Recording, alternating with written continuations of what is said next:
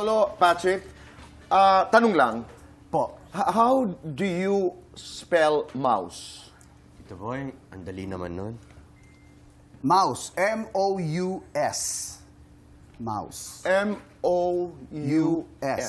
Mouse. Aha. Nasaan ang, parang may kulang? Anong dulo nun, di ba? May dulo yun? Anong nasa dulo ng mouse? Ano ang nasa dulo ng mouse? Simpleng-simple. Di buntot!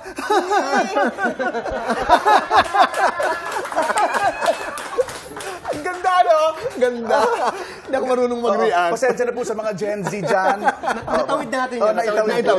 Okay naman. Sabi ko sa kanila, huwag niyo na ako kunin doon. Hindi ko na. Sa mga Gen Z, paliwanag mo? Yung S-Musky po ay dati naming show ni Patrick sa Ang TV. Ang TV. Ayan, ganun po. Ilang taong kayo nun? I was 7. I was 9. Okay. 10. Yeah. 9, 10. Yun po yung una naming show na pinagsamahan. S-Musky. So yun. Para maalala lang. S-Musky, ang sagot mo doon, you're S-Muse. Please, make yourselves comfortable. Yes. Maraming salamat. Paolo, nakikita namin ng madalas. Patrick, ikaw, kumusta? Anong yung mga pinagkakaabalahan? Nasaan ka? At bakit hindi ka tumatanda? At bakit ang gwapo mo? Ang dami ng tanong. Sunod-sunod. Una-una, syempre, I'm back. Gumawa ako ng pelikula with Paolo and Kay. It's nice to work with friends.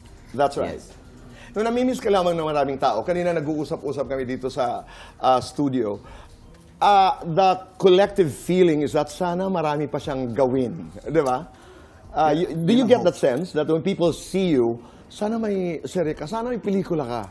Oh, nakukuha ko naman yung minsan. You know why? Kasi ang galing-galing mo. Salamat. Ang galing-galing mo. You're not just magaling, you're brilliant, you're good-looking, and you're in very good company, who is also a brilliant actor, is also a gorgeous man in Paolo Contes. Hindi nga, totoo to. Anong bobola? Ang galing niyo eh. Ang galing, actually, nung nag-shoot kami ng A Journey, I think ilang taon ka na hindi umarte. Mga 4 or 5 years. 4 or 5 years, including si Kay, no? So, pareho silang medyo kinakabahan, nangangapa. Pero nung nakuha na namin yung rhythm, brilliant. Sarap, Kay no? was brilliant. Paolo was brilliant. As usual. Nakuha ko yun. Pero I love working with friends. And with friends. Yeah. Sayang, hindi natin nakasama si Kay Abad, di ba? Pero gaano kayaman si Kay? Wala naman siya dito. Walang pag-usapan natin. Kuripot. Hindi masyadong. Nung nasa Australia kami, nung naubos yung per dime, hindi na siya kumakain. Talaga? Oo, hindi siya kumakain. Sa amin na humihingi. Sa amin na humingi ng per dime. So, abunado ako.